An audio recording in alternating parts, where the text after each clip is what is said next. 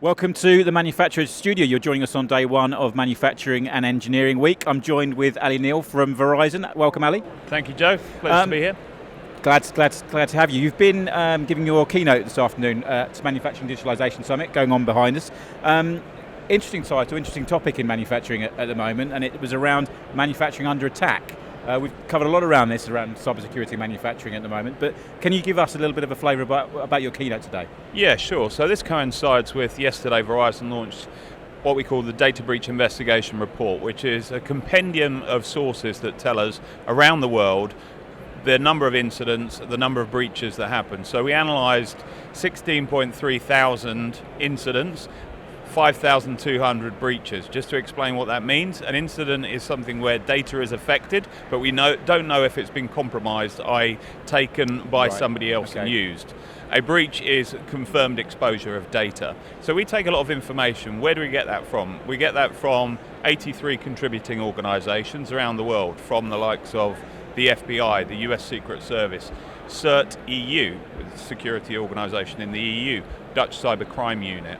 It can be technology companies like Cisco and Akamai and Palo Alto Networks and all kinds. We bring that together, we figure out who are the threat actors, i.e. organised crime, nation state, people inadvertently doing something wrong. So the actors, the actions that they're taking, are they targeting you with a phishing attack or malware or hacking, or what are they doing? What are the assets they're going after?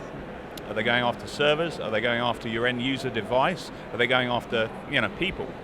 And what's the attributes? So the attributes in security, we have the CIA triad: confidentiality, integrity, and availability. So what are they trying to do? So we bring all that together, and we every year we look at the trends, and it gives us data. It gives us data from a very, very broad set of sources, and then we can look at it and say what is going on in the world based on all of that data and analytics, and that's what we brought. Interesting trends. Manufacturing certainly is under attack. The number one problem that we saw, we analysed just over 1,800 incidents and 262 breaches that specifically fell into the manufacturing industry code. The biggest problem from a breach perspective by far is system intrusion, and that means a fairly concentrated attack using malware, using hacking. 80% of those, the end game was ransomware. Yeah. So ransomware is a big bumper sticker. Over all the industries, it had kind of flattened out a bit, but it is still 24% of the breaches.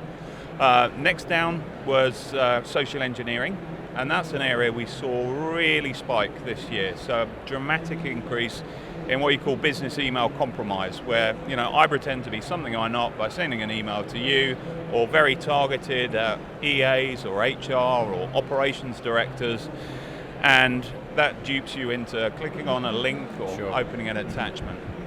And then the next down is web application attacks, attacking whatever is on the web, and that's normally a smash and grab. You don't have to be too clever to do that. But yeah, the system intrusion one is the big one. From an incidence perspective, denial of service attacks represented 67% of the incidents in the manufacturing space. So if we wanted to invest or look at protections, that would be a big one. Yeah, sure. I mean, obviously we identified that the manufacturing is coming under attack, but why now? Why is manufacturing sort of in the crosshairs of malicious actors, if you like? I think there's an understanding. Well, number one, if you compromise the availability, running the operations, manufacturing is so complex, it's such a 24/7 dependent operation. If you can target that availability in the CIA triad, if you can affect operations, then people will pay a lot of money, right? So that's where ransomware is increasing into 7 and 8 figure sums at the moment. So if you can make a lot of money out of it, you will make a lot of money out of it. 95% of the motive for all of the things that we see is money. Of course. There's a little bit of espionage and there's a little bit of mistakes, but ransomware is a huge, huge industry, and they're going after manufacturing because they know, if we can threaten to take down an operation for 6 hours, 8 hours? How much do you want? How much is it worth? How much will they give? Yeah. And that monetary element is purely the reason for why ransomware, makes up the lion's share of the attacks. Yeah. 95% is financially motivated. Yeah. And in terms of from the manufacturer's perspective, how tuned in are they to the risks that are currently out there at the moment? Yeah, I think it's interesting because there was a number of questions came up, and the parts of the audience earlier were very much from the OT side of things, and there were questions that alluded to a challenge there, which is, we're approaching things heavily from an IT security perspective, but we live in our OT security world. How can we stop bad things happening to us, but are really decisions from the IT space? And I guess the simple answer to that is really there needs to be a lot more collaboration across the different practices, from the carpet to the concrete floor. There has to be greater discussion. We're now in a world, the theme here is all like digitization of manufacturing, right? So that means that needs to improve dramatically, because these systems, everything is connected to networks now. I know there's a lot of legacy out there, but all the new systems, as 5G is implemented, as you use increasing automation that is connected to cloud-based capabilities, that needs to be brought together. Yes, yeah. So sort of more broadly, what would your advice be to manufacturers in terms of increasing their protection, particularly, as you say, with the view to them accelerating their digital transformation, accelerating the use of their data going forward? Yeah, I think, number one, there's the collaboration, which is key. Number two, we spoke about having a plan, knowing that when we see customers who are reacting to a ransomware attack, because that's one of the most prevalent in this space, and they need to go to the board for approval to turn off a network or do something, that causes a delay. And the example I was speaking about earlier, that delay of 9 hours meant the difference between 5 million and 75 million. So in order to be able to respond to these type of attacks that proliferate incredibly quickly, you need a clear plan, it needs to be shared to the board, you need to test it. That would be the first thing. Two, I think, is training.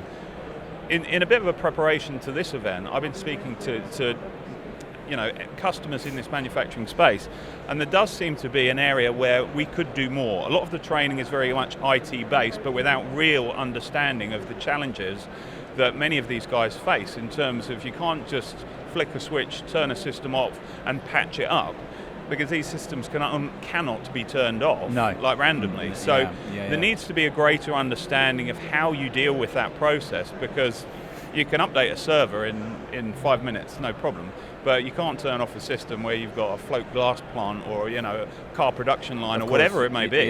So, but that's about communication. Understanding the assets, and I think also, because there is a reality that these networks need to continue running, that some of them just can't be turned off, appropriate segmentation. Lots of manufacturers have it in place now. We have yet to see the sublime version of network configuration that says perfectly architected, orchestrated, and protected if bad things happen. So that doesn't mean say you have to spend a fortune on it. Obviously capital is a big factor. Sure. But you do need to understand the assets, and we do need to put the right kind of east-west controls in place that are going to mean to say that if the internal IT network is compromised, that the factory will stay up and live. Indeed. And looking at the future as digital transformation continues at pace, what does the future look like in terms of those cyber threats going forward, and how manufacturers can mitigate them? Yeah, so there's a number of different areas there that I think are going to be relevant for you. I think the increasing use of 5G, there's been a lot of discussion in there. There's the increasing use of AI, which is obviously a topic of the day, but that plays into the whole social pretexting, targeting people very deliberately, and it's a tricky one to get away from. There's the that use of AI, by the way, is being used as a counter-offensive as well, so we're building it into our own processes. That's a big factor. And then it was brought up earlier, what does quantum computing mean? What does quantum communication? Whilst that's probably still 3 to 5 years off, there are capabilities coming down the line, and for some of these companies that are thinking about investment decisions that are 5-10 years down the line, that's going to be a really interesting dynamic. Indeed, sure. And just finally, Ali, for manufacturers wanting to find out more about the report, where can they get a copy? Where can they find out more?